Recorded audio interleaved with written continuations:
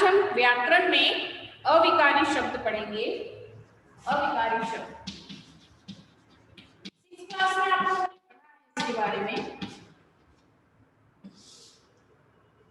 अविकारी, जैसा कि इसके नाम से बहुत सारी ऐसी परिभाषाएं होती है जो उस शब्द के नाम में ही होती है ना। आप गौर से यदि नाम को पढ़ेंगे तो आपको उनकी परिभाषाएं भी समझ में आ जाएगी। हिंदी में अक्सर ऐसे ही होता है, लैंग्वेजेस में, हिंदी की बात नहीं करें हम, सभी लैंग्वेजेस में यदि किसी शब्द को आप परिभाषा उसकी बनाना चाहते हैं, उसकी परिभाषा जानना चाहते हैं, तो आप शब्द को गहराई से आप पढ़ेंगे तो आपको उसी में उसकी परिभाषा भी नजर आएगी, है ना। उसका शब्द का ऑब्जर्वेशन करेंगे तो आपको परिभाषा भी याद हो जाएगी, परिभाषा भी समझ में आ जाएगी। जैसे अविकारी शब्द हमने लिया तो अविकारी शब्द में ही इसकी परिभाषा है। यानी अ का मतलब होता है उपसर्ग है, उपसर्ग का मतलब है नहीं, है ना।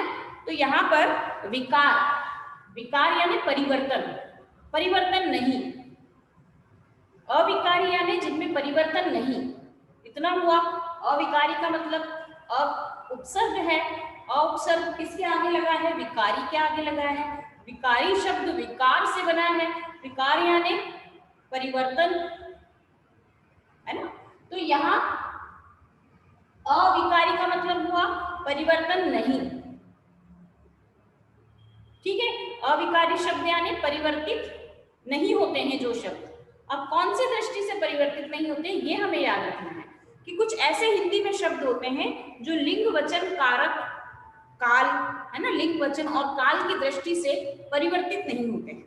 कुछ ऐसे शब्द होते हैं जिनमें लिंग बदलने पर भी कोई परिवर्तन नहीं होता है, वचन बदलने पर भी कोई परिवर्तन नहीं होता है, काल बदलने पर भी कोई परिवर्तन नहीं होता है। तो ऐसे जो शब्द हिंदी में होते हैं उन्हें अविकारी शब्द या अव्यय शब्द कहा जाता है ना। तो अविकारी का मतलब तो हमने समझा परिवर्तन नहीं, इस दृष्टि से लिंग वचन और काल की दृष्टि से जिन शब्दों में परिवर्तन नहीं होता है उन्हें हम अविकारी शब्द कहते हैं। तो ये तो परिभाषा हुई जो हमने शब्द से ही ली, बस हमने याद क्या रखा, लिंग वचन और काल, इस दृष्टि से इनमें कोई परिवर्तन नहीं होता है, इसलिए इन्हें अविकारी शब्द कहते हैं। और यदि हम विकारी कहें तो विकारी में परिवर्तन होता है, नहीं है तो वहां परिवर्तन होता है। विकारी शब्द वो है जो लिंग वचन और काल की दृष्टि से परिवर्तित हो जाते हैं, अविकारी जो परिवर्तित नहीं होते। तो परिभाषा आपको समझ में आई। तो अविकारी शब्द क्या होते हैं ये हमने परिभाषा इसकी जानी। तो ऐसे ही अविकारी शब्दों के बारे में कौन कौन से ऐसे शब्द होते हैं हिंदी में जो अविकारी होते हैं, अव्यय होते हैं, उनके बारे में हमें जानना है। तो अविकारी की परिभाषा क्लियर होने के बाद अब इसके प्रकार, कि अविकारी शब्द कौन कौन से होते हैं, कितने प्रकारों के होते हैं। हिंदी में बहुत सारे ऐसे शब्द होते हैं, जैसे एक सामान्य उदाहरण हम लें, जैसे और होता है, एवं होता है, तथा होता है, धीरे धीरे, जल्दी जल्दी, ऐसे बहुत सारे शब्द होते हैं कि जो लिंग वचन और काल की दृष्टि से परिवर्तित नहीं होते हैं, किसी के भी साथ लगा, है ना, वो शब्द वही रहते हैं। यदि मैं कहूँ कि राधा धीरे धीरे चलती है तो यहाँ पर राधा स्त्रीलिंग है ना, तो यहाँ स्त्रीलिंग के साथ भी धीरे धीरे है।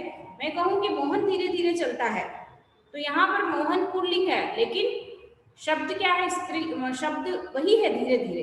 धीरे धीरे में कोई परिवर्तन नहीं हुआ, चाहे वो स्त्रीलिंग के साथ लगा या पुल्लिंग के साथ लगा। तो ऐसे शब्द होते हैं हिंदी में जो लिंग वचन और काल की दृष्टि से परिवर्तित नहीं होते हैं, उन्हें अविकारी शब्द कहते हैं। अविकारी शब्द 4 प्रकार के होते हैं। कौन कौन से होते हैं? क्रिया विशेषण, 4 प्रकार के अविकारी शब्द होते हैं। पहला क्रिया विशेषण, दूसरा संबंध बोधक,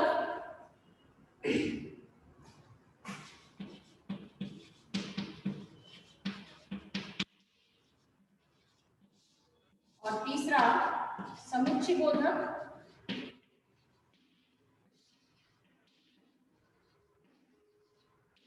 और चौथा निष्प्रयादि बोधक।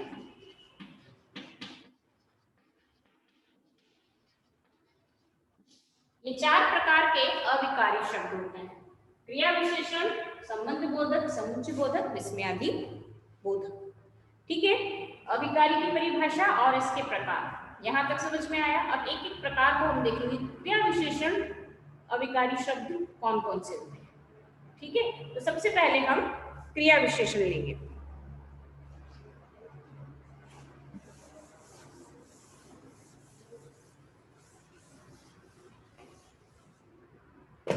अविकारी में सबसे पहले हम लेंगे क्रिया विशेषण।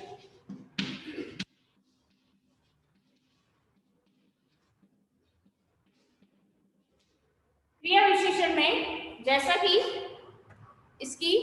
ये भी इसके नाम से ही स्पष्ट है।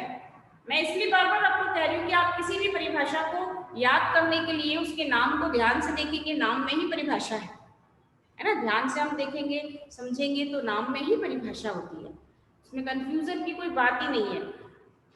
बहुत सारे ऐसे शब्द जो नाम से ही स्पष्ट हो जाता है।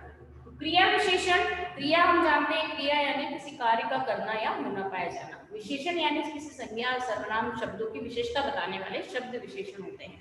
क्रिया विशेषण का अर्थ हुआ क्रिया की विशेषता बताने वाले शब्द, है ना। यहाँ हम इसका शाब्दिक अर्थ ले, सामान्य अर्थ ले। क्रिया विशेषण ऐसे शब्द जो क्रिया की विशेषता बताते हैं, क्रिया की विशेषता बताने वाले शब्द क्रिया विशेषण शब्द कहलाते हैं। ठीक है, ये तो एक सामान्य हमने परिभाषा इसके शब्द से ले ली। क्रिया विशेषण कौन से शब्द होते हैं जो क्रिया की परिभाषा, क्रिया की विशेषता बताते हैं। ठीक है, तो इसकी परिभाषा यहाँ पर जो दी गई है, यही परिभाषा इसमें सामान्य परिभाषा को ही बताया गया है कि जो शब्द क्रिया की विशेषता बताते हैं उन्हें क्रिया विशेषण कहते हैं। अब क्रिया की विशेषता किस किस आधार पर बताई जाती है ना, कौन कौन से आधार होते हैं, किस किस तरह से क्रिया की विशेषता बताई जा सकती है। परिभाषा आपको स्पष्ट होगी कि जो शब्द क्रिया की विशेषता बताते हैं उन्हें क्रिया विशेषण कहते हैं। अब किस आधार पर क्रिया की विशेषताएं बताई जाती है। क्रिया की विशेषता कई प्रकार से बताई जा सकती है ना, स्थान के प्रकार आधार पर, समय के आधार पर, किसी भी गुण के आधार पर। तो क्रिया विशेषण के 4 भेद होते हैं। ठीक है, स्थानवाचक, कालवाचक या स्थानवाचक,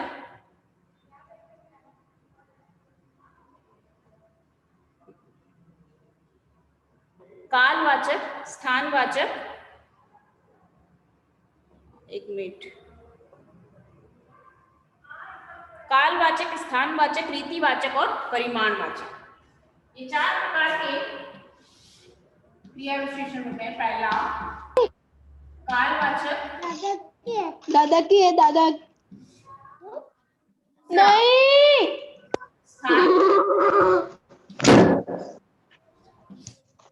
दादा दादा कौन? हाँ प्रभु कौन है?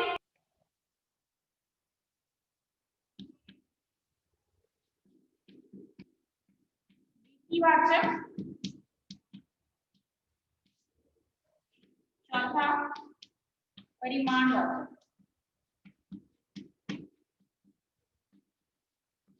अब हम अलग अलग क्रिया विशेषण शब्दों को देख रहे हैं ना। क्रिया की विशेषता बताने वाले अलग अलग शब्द कौन कौन से हैं। कालवाचक शब्द है वो भी क्रिया विशेषण के अंतर्गत, स्थानवाचक, रीतिवाचक, परिमाणवाचक, है ना। तो ये क्रिया विशेषण के 4 प्रकार। सबसे पहले हमने अविकारी शब्द को पढ़ा। अविकारी शब्द के 4 भेद पढ़े। कौन कौन से? क्रिया विशेषण, संबंध बोधक, समुच्चय बोधक और विस्मयादि बोधक। अब क्रिया विशेषण हमने लिया, क्रिया विशेषण की परिभाषा हमने पढ़ी कि क्रिया की विशेषता बताने वाले शब्दों को क्रिया विशेषण कहते हैं। क्रिया विशेषण के 4 प्रकार होते हैं, कालवाचक, स्थानवाचक, रीतिवाचक और परिमाणवाचक। सबसे पहले हम देखते हैं कालवाचक। कालवाचक क्रिया विशेषण शब्द कौन से होते हैं? कालवाचक यानी काल यानी समय, वाचक यानी बताने वाला, समय बताने वाला। तो जो शब्द क्रिया की काल संबंधी विशेषता के बारे में हमें बताते हैं, ऐसे शब्द जो क्रिया की काल संबंधी विशेषता के बारे में हमें बताते हैं, वो कालवाचक क्रिया विशेषण शब्द होते हैं। जैसे विद्यालय में प्रतिवर्ष निबंध प्रतियोगिता होती है, समय का हमें पता चल रहा है, प्रतिवर्ष। ये जानकारी दे रहा है समय की। हर साल, क्या था? प्रश्न यानी हर साल निबंध प्रतियोगिता होती है। पिताजी कल ऑफिस जाएंगे, कल आगरा जाएंगे, सॉरी, पिताजी कल आगरा जाएंगे। तो यहाँ पर कल समय के बारे में, कल जाएंगे, समय की सूचना हमें प्राप्त हो रही है। तो ऐसे शब्द जिनसे हमें क्रिया के होने की समय की सूचना हमें प्राप्त हो रही है, वहां पर वो जो सारे शब्द होते हैं वो कालवाचक क्रिया विशेषण के शब्द होते हैं। जैसे प्रतिवर्ष और कल, इसमें क्रिया के होने के समय का ज्ञान हमें करा रहे हैं, तो ये कालवाचक क्रिया विशेषण है। अन्य उदाहरण इसमें दिए हैं, जैसे आज, अभी, प्रतिदिन, दिन भर, साल भर, कल, और भी बहुत सारे कालवाचक क्रिया विशेषण के उदाहरण यहाँ दिए गए हैं, जिनसे ऐसे शब्द जिनसे समय का पता चल रहा है, समय के बारे में हमें पता चल रहा है, जैसे अभी, जब, तभी, तुरंत, रोजाना, प्रतिदिन, सुबह, शाम, नित्य, आजकल, अब, तत्काल, कभी कभी, साप्ताहिक, दैनिक, मासिक, वार्षिक आदि शब्दों का प्रयोग कालवाचक क्रिया विशेषण के रूप में किया जाता है। ठीक है, तो ये समझ में आया क्रिया विशेषण में कालवाचक क्रिया विशेषण कौन सा होता है, कौन से शब्द होते हैं जिनसे हमें समय के बारे में पता, क्रिया के होने के समय के बारे में पता चलता है। दूसरा है स्थानवाचक। इसी तरह स्थानवाचक, स्थान यानी जगह, वाचक यानी बताने वाला, जगह बताने वाला, स्थान बताने वाला, ऐसे शब्द स्थान की जानकारी हमें देते हैं कि जो शब्द क्रिया की स्थान संबंधी विशेषता का बोध कराते हैं उन्हें स्थानवाचक क्रिया विशेषण कहते हैं। जैसे दादाजी आप ऊपर बैठ जाइए, आंधी आने से पेड़ की पत्तियां इधर उधर बिखर गई। तो यहाँ स्थान है, ऊपर, इधर उधर, है ना, ये स्थानवाचक क्रिया विशेषण शब्द है कि इसमें हमें क्रिया के स्थान का पता चल रहा है, क्रिया के स्थान संबंधी विशेषता का ये शब्द हमें के बारे में हमें बता रहे हैं। और अन्य उदाहरण इसके दिए हैं, मोहन बाहर जाकर खेलो, बाहर, चारों ओर, पीछे, नीचे, भीतर, ऊपर, नीचे, ये सभी स्थानवाचक क्रिया विशेषण शब्द हैं। और भी उदाहरण इसमें दिए गए हैं, भीतर, बाहर, पास, दूर, निकट, ऊपर, नीचे, यहाँ, वहां, आगे, पीछे, इधर उधर, दाएं बाएं आदि शब्दों का प्रयोग स्थानवाचक क्रिया विशेषण के रूप में किया जाता है। तो कालवाचक यानी जिसमें क्रिया के होने के समय के बारे में हमें जानकारी देने वाले शब्द, स्थानवाचक यानी क्रिया के होने के स्थान, है ना, क्रिया होने के स्थान संबंधी विशेषता के बारे में हमें बताते हैं, क्रिया की स्थान संबंधी विशेषता। तीसरा है रीतिवाचक क्रिया विशेषण। मेरा नाम है ना रीति, तो भूलना मत, रीतिवाचक तो याद ही रहना चाहिए, एक इनमें से चारों में से एक तो याद ही रहना चाहिए ना, मेरा नाम है इसलिए। रीतिवाचक क्रिया विशेषण, रीति का मतलब होता है कि तरीका, ढंग, है ना, रीति यानी तरीका, ढंग। तो यहाँ पर तरीका बताने वाले, ढंग बताने वाले शब्द कि जो क्रिया विशेषण शब्द जिनसे क्रिया के होने का तरीका, है ना, क्रिया के होने का तरीका या क्रिया के होने का ढंग हमें पता चलता है, क्रिया किस तरीके से की जा रही है ना, वो सारे शब्द होते हैं रीतिवाचक क्रिया विशेषण। जैसे चोर को देखते ही शेरू जोर से भौंकने लगा, कोयल मधुर गाती है, जोर से मधुर, शेर कैसे, शेरू कैसे भौंक रहा है, जोर से, तो हमें तरीका पता चला, उसके भौंकने का तरीका क्या था, जोर से, कोयल के गाने का तरीका क्या है, मधुर, है ना, तो जिससे क्रिया के होने के तरीके के बारे में हमें पता चलता है, वो रीतिवाचक क्रिया विशेषण शब्द होते हैं। अन्य उदाहरण है जैसे मोना ध्यान पूर्वक पढ़ रही है, इसमें ध्यान पूर्वक, तेज, धीरे धीरे, झूम झूम कर, अचानक, बोल बोल कर, ये सभी शब्द रीतिवाचक क्रिया विशेषण के अंतर्गत आए। अन्य और उदाहरण है भली भांति, धीरे धीरे, जल्दी जल्दी, एकाग्रता, लापरवाही, ये सभी शब्द और भी इस तरह के जो शब्द होते हैं जो क्रिया के होने की रीति के बारे में, होने के तरीके के बारे में हमें बताते हैं, क्रिया किस तरीके से की जाएगी, तो वो क्रिया के होने का ढंग हमें बताते हैं, है ना, वो शब्द होते हैं रीतिवाचक क्रिया विशेषण शब्द। इसके बाद चौथा आता है परिमाणवाचक क्रिया विशेषण। परिमाण यानी क्वांटिटी, मात्रा, मात्रा जिसको कहते हैं ना, परिमाण यानी मात्रा, मात्रा बताने वाले शब्द, क्वांटिटी बताने वाले शब्द, कि वे क्रिया विशेषण शब्द जिनसे क्रिया के परिमाण का बोध होता है, क्रिया की मात्रा का पता चलता है। उन्हें परिमाणवाचक क्रिया विशेषण कहते हैं। जैसे बच्चों बाहर की चीजें कम खाओ, आज रिया बहुत खांस रही है, तो कम बहुत ये मात्रा का पता चल रहा है, क्वांटिटी का, कम खाओ, बहुत खाओ, ज्यादा मत खाओ, है ना। तो ये सभी शब्द जो है वो परिमाणवाचक क्रिया विशेषण होते हैं। और भी बहुत सारे इसमें उदाहरण दिए हैं, बहुत, थोड़ा, कम, खूब, अधिक, ज्यादा, ये सभी अल्प, पर्याप्त, तनिक, खूब, जरा, ये सभी परिमाणवाचक क्रिया विशेषण के उदाहरण हैं। तो ये क्रिया विशेषण के प्रकार हुए। ठीक है, चारों प्रकारों के बारे में हमने जाना, इनके उदाहरण हमने देखे। ठीक है, समझ में आया। इसके बाद विशेषण और क्रिया विशेषण में क्या अंतर है? विशेषण क्या है और क्रिया विशेषण, डेफिनेशन से हम उनका अंतर समझ सकते हैं कि विशेषण तो संज्ञा और सर्वनाम की विशेषता बताने वाले शब्द होते हैं, और क्रिया विशेषण क्रिया की विशेषता बताने वाले शब्द होते हैं। उदाहरण से हम इसके अंतर को कैसे समझ सकते हैं? उदाहरण जैसे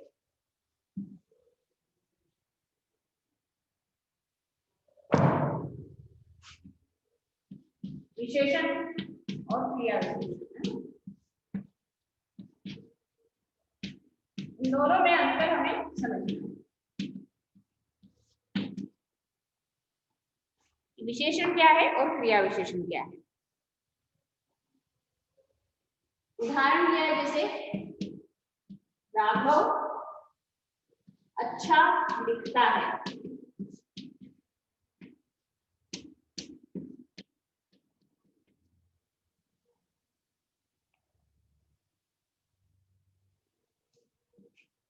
और सॉरी विशेषण में आएगा राघव अच्छा लड़का है, और क्रिया विशेषण में आएगा राघव अच्छा लिखता है।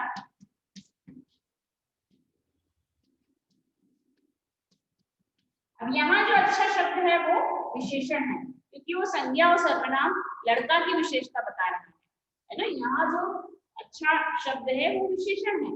क्यों है विशेषण? क्योंकि वो संज्ञा और सर्वनाम की विशेषता बता रहा है। अब यहाँ राघव अच्छा लिखता है, यहाँ अच्छा शब्द क्रिया की विशेषता बता रहा है, लिखने की विशेषता, है ना। तो यह यहाँ अच्छा, इस वाक्य में अच्छा शब्द क्या है? क्रिया विशेषण। ये इन दोनों में अंतर है। यहाँ अच्छा शब्द क्रिया की विशेषता बता रहा है, और यहाँ अच्छा शब्द संज्ञा या सर्वनाम की विशेषता, संज्ञा की विशेषता बता रहा है। ठीक है, तो ये विशेषण और क्रिया विशेषण में अंतर स्पष्ट।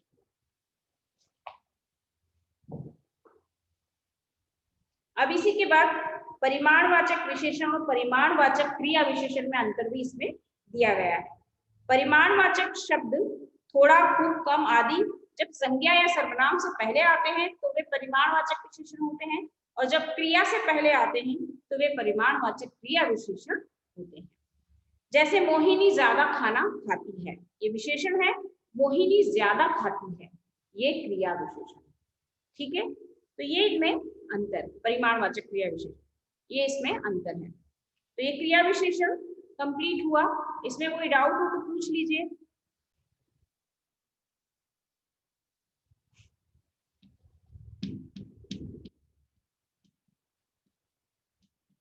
अविकारी शब्द से कहते हैं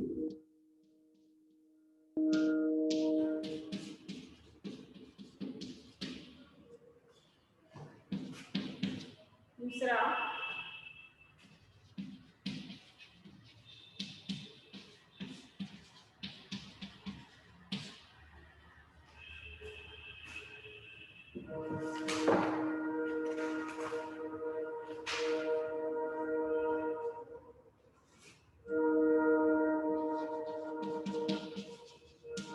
अविकारी शब्द के कितने भेद होते हैं, नाम लिखिए।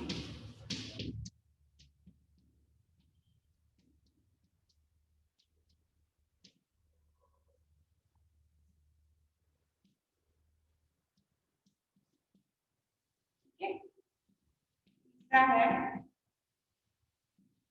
क्रिया विशेषण की परिभाषा लिखिए।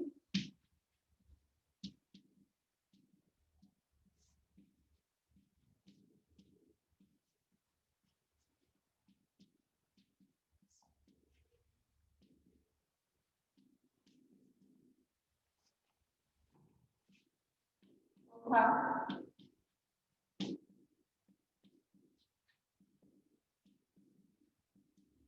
क्रिया विशेषण कितने प्रकार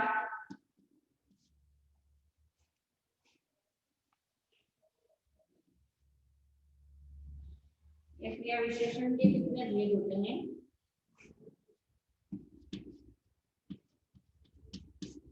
कितने भेद होते हैं,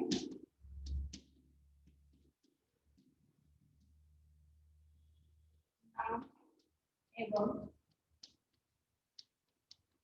दो उदाहरण लिखिए।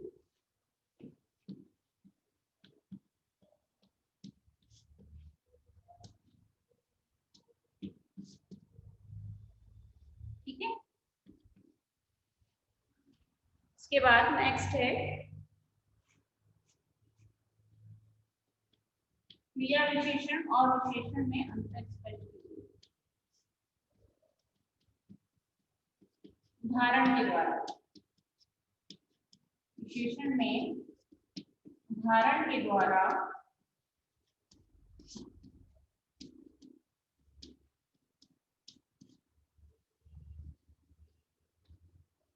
अंतर स्पष्ट कीजिए।